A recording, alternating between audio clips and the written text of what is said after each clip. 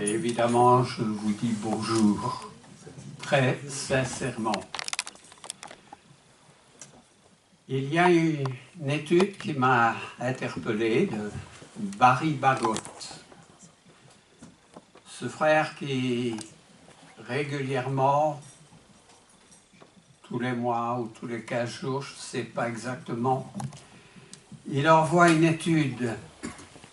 Et ce qui est très bien, c'est que il est aux États-Unis, au sein d'une assemblée qui le soutient dans son travail parce qu'il y a des frais. Et l'étude qu'il fait est envoyée partout sur la planète, dans la francophonie. Alors, c'est une bonne chose. Et j'ai repris le titre de son étude et des versets. Pas les commentaires, évidemment, parce que je ne veux pas répéter tout ce qu'il dit. Je suis appelé aussi à discerner selon nos besoins. Le titre est « D'où me viendra le secours ?» Eh bien, si vous pensez ne pas avoir besoin du secours, tant mieux. Mais il y a toujours des moments dans la vie où on attend le secours. Petite expérience, cette nuit vers 3 heures du matin, je me réveille. Suzanne n'était pas à côté de moi, je me lève. Elle était évidemment dans les douleurs, dans une autre chambre. Elle me dit, je n'ai pas encore pu fermer l'œil. Je dis, reviens près de moi, on va prier.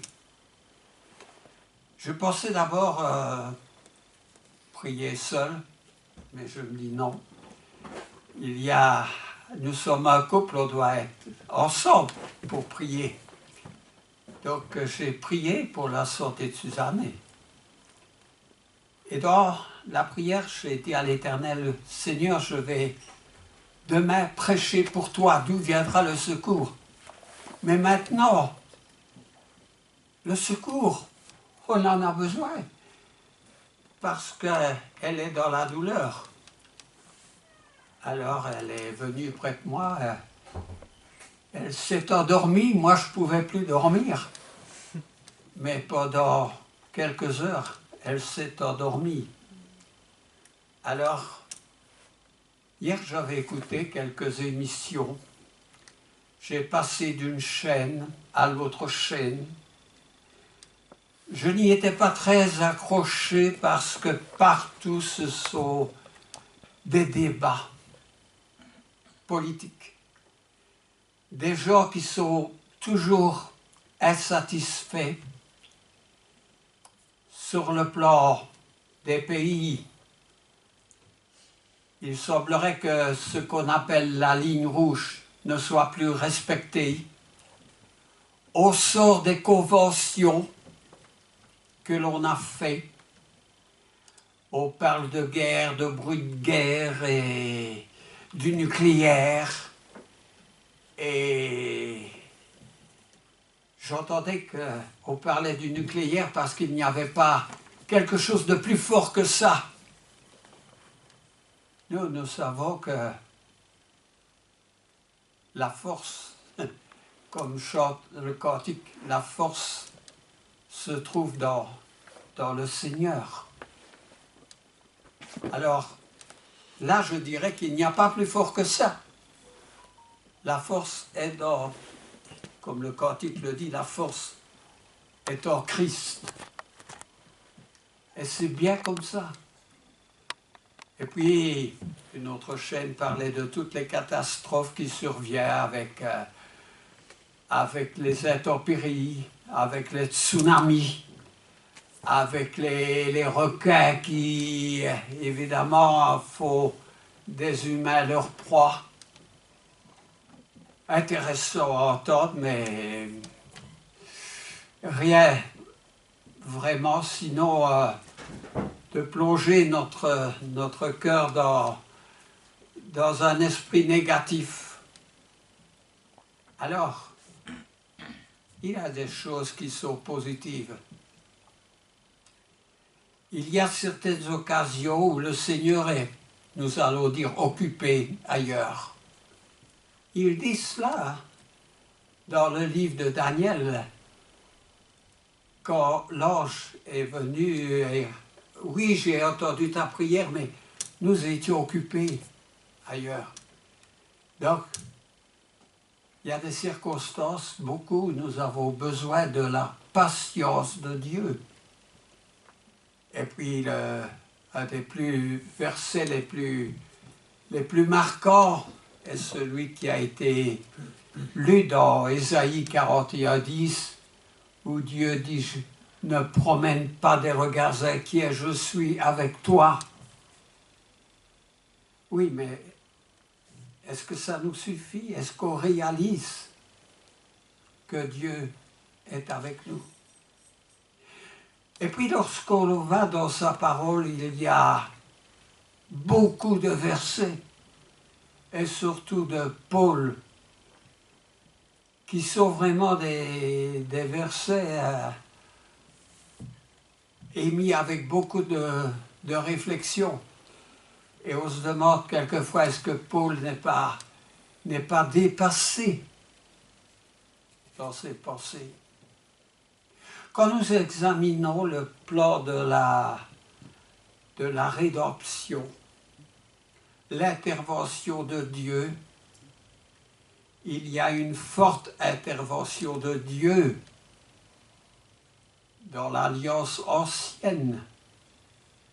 Lorsque Dieu a établi son peuple, qu'il l'a fait sortir du pays de l'esclavage, qu'il lui a donné le plan, non pas d'une arche, mais du culte, nous dirons, avec l'arche de l'Alliance et tout ce qu'il convenait d'obtenir pour glorifier Dieu, parce que ce n'est pas l'homme qui a décidé, c'est Dieu qui a décidé de ce qu'il voulait et du comment que ce soit fait.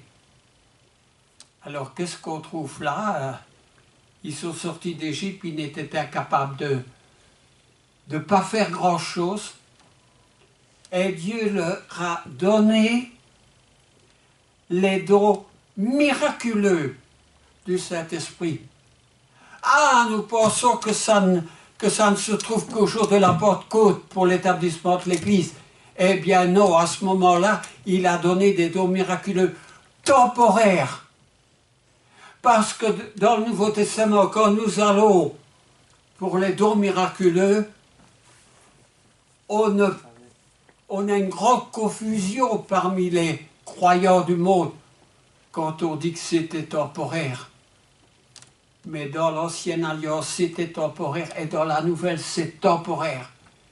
Le temps que l'Esprit marque du comment il voulait voir les choses et de donner ce que nous étions incapables au départ de faire, de dire, de voir. Mais j'en reviens aujourd'hui, d'où viendra le secours? Quand dans la Nouvelle Alliance, le peuple de Dieu a été éprouvé, a subi des épreuves, eh bien, on va dans l'Apocalypse et on voit que la main de Dieu, comme dans l'Ancienne Alliance, la sortie d'Égypte, l'Esprit de Dieu était là avec les disciples. Et encore après ces choses, l'Esprit de Dieu est avec nous aujourd'hui.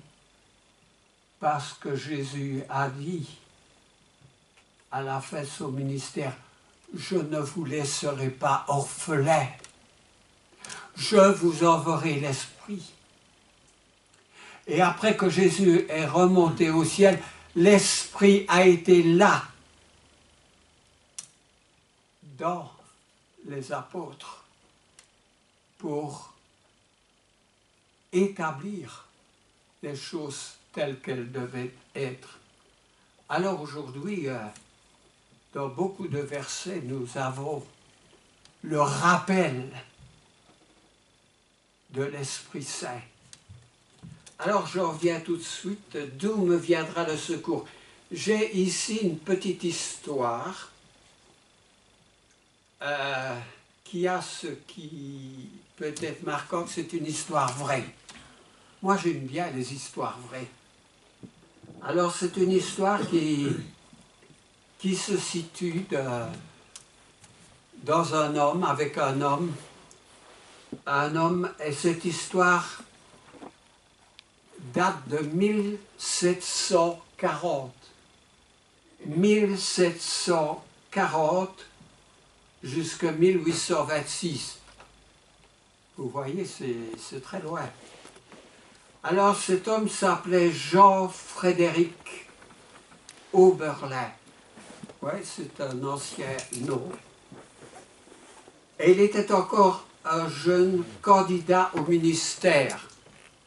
Ce qui nous fait comprendre, moi ça me rappelle quand j'étais dans mes études à Paris, j'ai commencé à prêcher en Orléans, j'étais à l'époque un jeune candidat au ministère.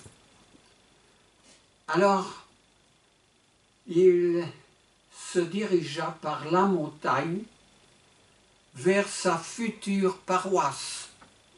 Vous savez, en France, dans les Alpes, dans les Pyrénées, dans le Massif central, il y a des coins qui sont très inaccessibles. Alors, il était encore loin du but. Et j'en reviens à mon texte. C'était un hiver très rude. Un hiver très rude. Et il était encore loin du but, mais il était épuisé par la fatigue, parce que marcher dans la neige, ça peut épuiser aussi, surtout dans une montagne. Mais non seulement la fatigue, mais par la faim, il était éprouvé. Il se laissa tomber dans la neige en recommandant son âme à Dieu et en attendant de mourir de froid, parce qu'il ne voyait personne sur cette petite route qui gravissait la montagne. Tout à coup, il se réveilla dans les bras d'un charretier, c'est-à-dire une charrette, un cheval et un cavalier, qui le ranima d'une gorgée de vin et l'amena au prochain village. Là, Oberlin, c'était son nom, voulut exprimer sa reconnaissance en demandant à cet homme une petite somme, en donnant à cet homme une petite somme d'argent. « Jamais de la vie, dit l'homme avec la petite charrette. Je n'ai fait que mon devoir, dit-il. Alors, dites-moi au moins votre nom, pour que je puisse prier pour vous. » On reconnaît bien là l'âme d'un jeune homme spirituel. « Je vois que vous êtes un ecclésiastique. Dites-moi donc, comment s'appelait le bon Samaritain? » « Ah, dit le jeune candidat à la prêtrise, au ministère, je ne sais pas le nom du bon Samaritain. » « Alors, dit l'homme avec la charrette, permettez-moi aussi de vous révéler mon nom. permettez-moi aussi de ne pas révéler mon nom. Et aussitôt il donna l'ordre à ses chevaux de repartir. Vous ne savez pas le nom du bon samaritain? Eh bien, moi, je ne vous dirai pas mon nom non plus. Il n'avait fait, cet homme avec le cheval, que ce qu'il croyait devoir faire. Évidemment, c'est une aide anonyme. Et il y a des aides anonymes. Alors, cette histoire est très vieille, mais c'est une histoire vraie. Et j'en viens à quelques passages.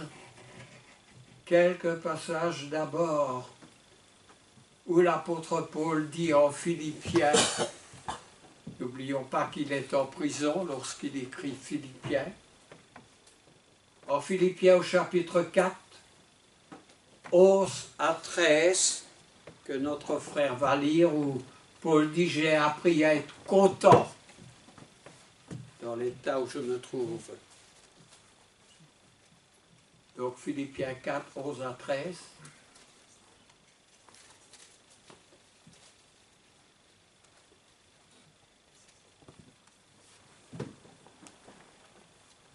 Philippiens chapitre 4, versets 11 à 13, au nom de Jésus. Ce n'est pas en vue de mes besoins que je dis cela, car j'ai appris à être content de l'état où je me trouve. Je sais vivre dans l'humiliation et je sais vivre dans l'abondance. En tout et partout, j'ai appris à être rassasié et à avoir faim, à être dans l'abondance et à être dans la disette. Je puis tout par celui qui me fortifie. Amen. Je puis tout par celui qui me fortifie. Qui fortifiait Paul? Le Seigneur. Et le Saint-Esprit qui était en lui.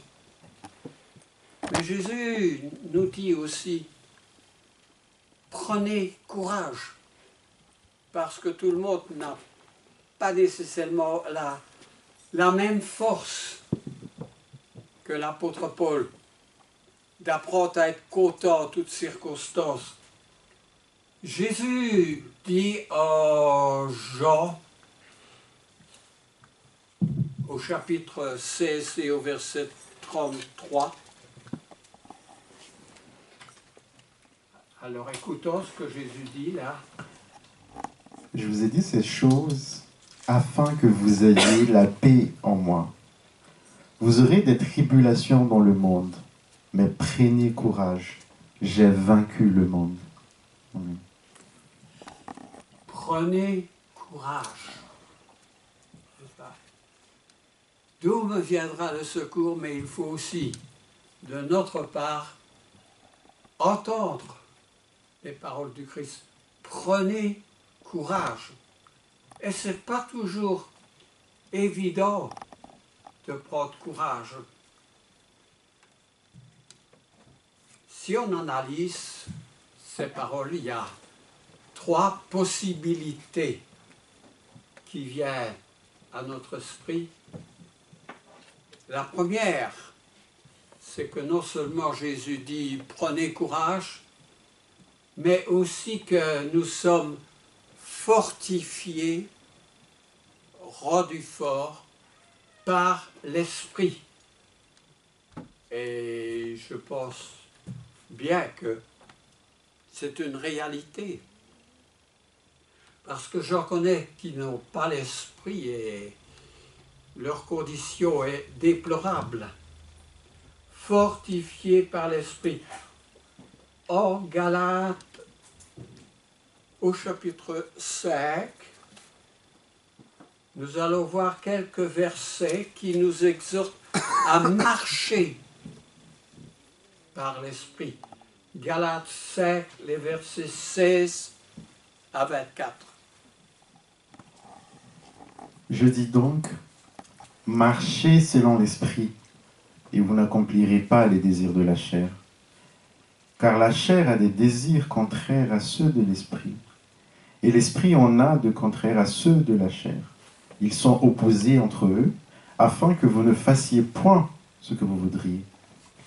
Si vous êtes conduits par l'esprit, vous n'êtes point sous la loi. Or, les œuvres de la chair sont manifestes. Ce sont l'impudicité, l'impureté, la dissolution, l'idolâtrie, la magie, les inimitiés, les querelles, les jalousies, les animosités, les disputes, les divisions, les sectes, l'envie, l'ivrognerie, les excès de table et les choses semblables. Je vous dis d'avance, comme je l'ai déjà dit, que ceux qui commettent de telles choses n'hériteront point le royaume de Dieu. Mais le fruit de l'esprit, c'est l'amour, la joie, la paix, la patience, la bonté, la bénignité, la fidélité, la douceur, la tempérance. La loi n'est pas contre ces choses. Ceux qui sont à Jésus-Christ ont crucifié la chair avec ses passions et ses désirs. Évidemment, on n'a pas compté toutes ces œuvres de la chair qui nous sont énumérées, mais elles sont au nombre de 16. Et les fruits de l'esprit sont au nombre de 9. Alors nous ne devons jamais avoir honte de parler de notre foi, de cet esprit. Je sais quand nous rencontrons quelqu'un, c'est toujours un peu ou souvent embarrassant de partager avec cette personne. Et je sais que les jeunes, quand on rencontre un jeune homme ou une jeune fille, commencer à parler de notre foi, nous serions plutôt timides. Mais pourtant, c'est bien nécessaire de le faire. Dans ma jeunesse, quand je rencontrais des amis et que je parlais de ma foi, évidemment, elle rentrait chez elle, elle disait, j'ai rencontré un garçon et il n'est pas de la même religion que nous, il me parle de sa foi. Et très souvent, là, j'avais un coup de fil des parents me priant de ne plus contacter leur jeune fille. Mais j'ai continué à toujours, à chaque personne que j'ai eue, même si la situation était embarrassante, même si je me disais, ah, cette personne-là, c'est un bon parti, comme nous disons. Attention, il faut partager notre foi.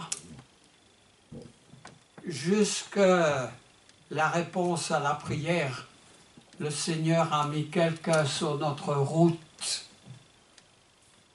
qui acceptait de partager notre foi. Rappelons-nous pour Isaac, Abraham n'a pas voulu qu'il rencontre la première venue. Il a voulu que ce soit quelqu'un qui partage sa foi. Et évidemment, comment peut-on établir l'unité de la foi s'il n'y a pas unité? Alors, il faut toujours parler de la foi, même dans les situations embarrassantes.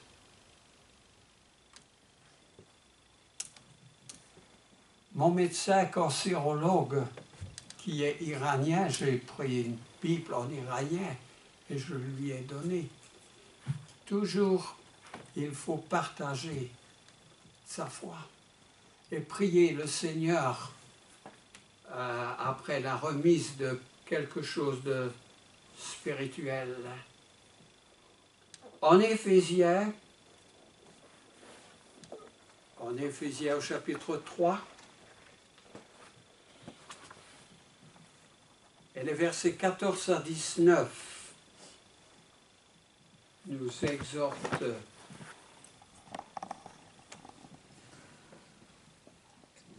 À cause de cela, je fléchis les genoux devant le Père, duquel tire son nom toute famille dans les cieux et sur la terre, afin qu'il vous donne, selon la richesse de sa gloire, d'être puissamment fortifié par son Saint-Esprit dans l'homme intérieur, en sorte que Christ habite dans vos cœurs par la foi, afin qu'étant enracinés et fondés dans l'amour, vous puissiez comprendre avec tous les saints quelle est la largeur, la longueur, la profondeur et la hauteur, et connaître l'amour de Christ qui surpasse toute connaissance, en sorte que vous soyez remplis jusqu'à toute la plénitude de Dieu.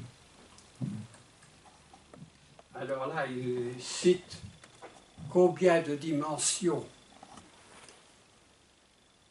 4. La hauteur, la longueur, la profondeur, la hauteur. Il y a 4 dimensions qu'il cite. Et hors de ces 4 dimensions, il n'y en a pas d'autres. Alors est-ce que notre foi, on peut dire qu'elle se trouve dans la plénitude de ces 4 dimensions? Évidemment, à la fois, il ne faut pas oublier l'obéissance où on entre par la porte, qui est le baptême. Et celui qui n'entre pas par la porte, qui entre par la fenêtre, est un malvenu dans la forteresse de Christ. Alors, il nous parle du bon combat, parce qu'il va y avoir un combat. Et ce combat sera toujours sur notre route.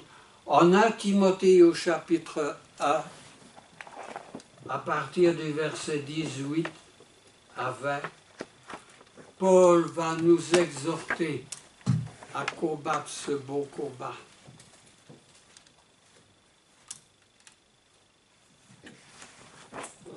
Au nom de Jésus. 1 Timothée 1, 18, 20. Le commandement que je t'adresse, Timothée, mon enfant, selon les prophéties faites précédemment à ton sujet, c'est que, d'après elles, tu combattes le bon combat, en gardant la foi et une bonne conscience. Cette conscience, quelques-uns l'ont perdue, et ils ont fait naufrage par rapport à la foi.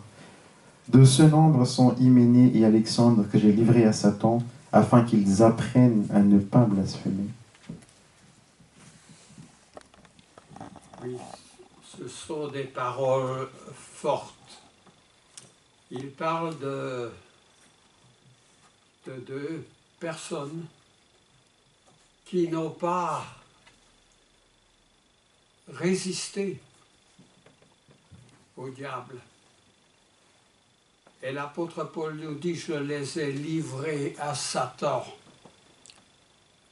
Je ne sais pas très bien comment il les a livrés à Satan, mais il les a livrés à Satan. Pourquoi? Quel était le péché de ces 2 personnes? Quel était le péché de ces 2 personnes? Je vous écoute là. Blasphème. Hein? Blasphème. Le blasphème.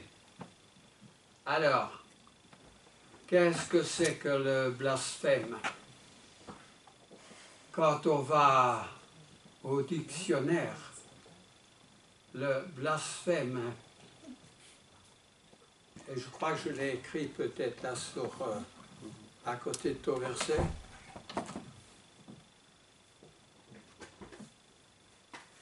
l'irrespect envers Dieu, en quelque chose, blasphémer.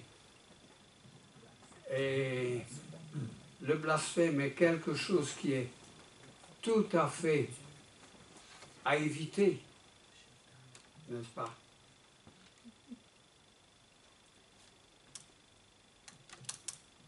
Il n'y a pas une définition. J'étais au dictionnaire et je me suis étonné que le dictionnaire parlait de Dieu, de l'irrespect envers Dieu. Alors, sommes-nous des gens respectueux en ce qui concerne les choses de Dieu?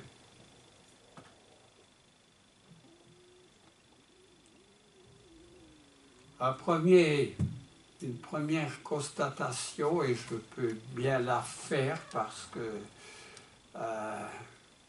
chaque dimanche, à moins qu'un frère prêche, je prépare un sermon.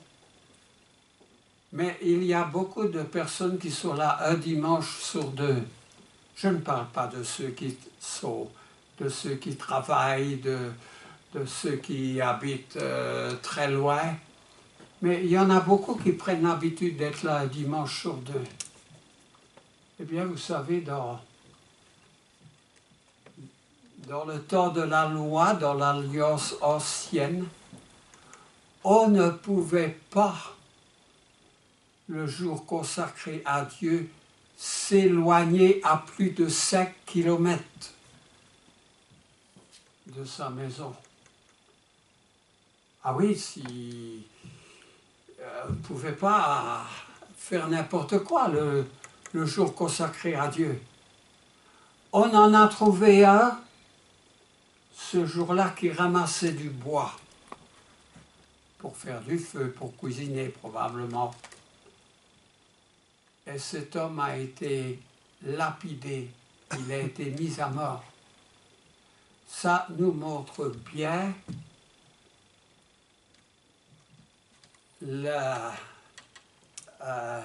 comment Dieu est en colère quand la personne n'est pas présente à sa place d'une manière fidèle pour offrir un culte. C'est un peu comme le vote obligatoire dans un pays. Ne faites pas le vote obligatoire. Et vous verrez, dans un pays comme la France, il y a 2 à 3 millions de gens qui ne veulent pas voter. Je ne veux pas comparer la politique à l'Église, mais quand Dieu a établi une nouvelle alliance faite sous la grâce et non plus sous la loi, eh bien, donnez la liberté à quelqu'un et vous verrez de quelle manière cette personne utilise la liberté. Nous sommes une famille en Christ, nous sommes là et nous sommes toujours prêts.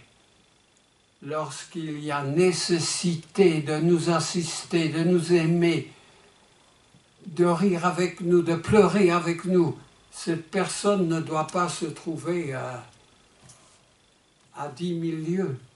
Même si les 10 000 lieues, même si cette personne habite la même ville, elle peut se trouver éloignée à 10 000 lieues par l'esprit, occupée à autre chose.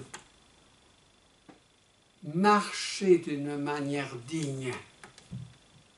D'une manière digne. Alors ça, c'est Éphésiens, c'est l'apôtre Paul qui dit cela en Éphésiens chapitre 4 et les versets 1 et 2.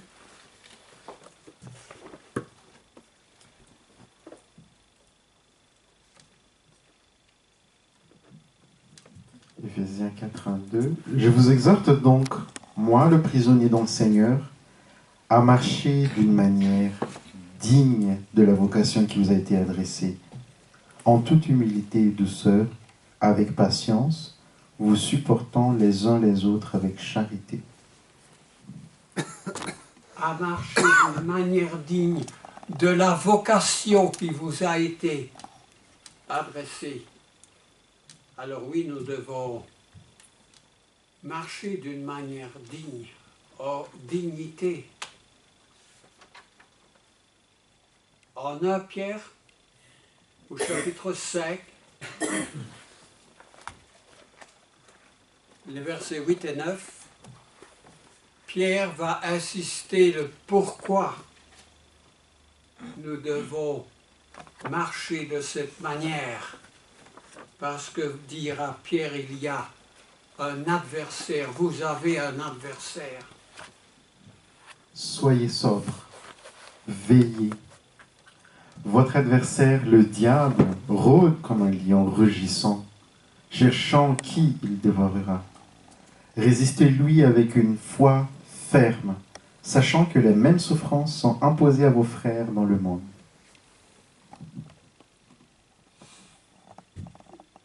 Votre adversaire, le diable, qui cherche à dévorer, comme un lion rugissant, comme un requin dans la mer, toujours cherchant à nous dévorer.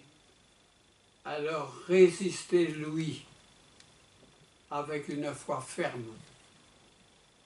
De quelle manière peut-être ce lion rugissant, concrètement parlant, est-ce une tribulation selon la chair? Est-ce une tribulation du côté de l'argent qui va être une tentation qui nous dépasse? Je ne crois pas que ce soit le cas pour nous. Mais je voudrais reprendre quand même, parce que dans tous ces cas, nous avons besoin de la puissance de l'Esprit. Et cette puissance, nous la recevons à notre baptême. Alors, vous êtes un peu moins jeune, un peu plus âgé, vous ne pouvez pas échapper à cette règle. Parce que l'Évangile ne nous donne pas l'option de nous y soustraire. Et cet esprit, en Actes 5, 31, il est dit que l'esprit est donné à ceux qui obéissent. Et si nous n'obéissons pas, ne nous attendons pas à trouver le secours. Alors, il y a des existences douloureuses sur notre chemin, dans le cours de notre existence. Et je peux en citer quelques-uns. Un manque de force pour continuer à marcher dans le Seigneur. Une fatigue extrême. Vous savez, il y a des moments où on n'arrive plus à mettre un pas devant l'autre. Et lorsque survient la maladie, c'est quelque chose d'éprouvant. Éprouvant pour le malade et éprouvant pour la personne qui accompagne ce malade, d'autant plus si cette personne est le conjoint de la personne. Ce sera peut-être un enfant handicapé. Ce sera peut-être une maladie incurable ou un accident de la route qui procure un handicap, une catastrophe d'origine atmosphérique, lorsque survient le tourbillon, la tempête, le tsunami, une partie de la montagne qui se détache et que tout à coup le village devient inaccessible, une habitation dans une tour où la trentaine d'habitants en quelques heures ne pourront plus avoir l'accessibilité à leur appartement, avec une perte de biens soudaine. La perte de notre emploi. Cela arrive même sans préavis.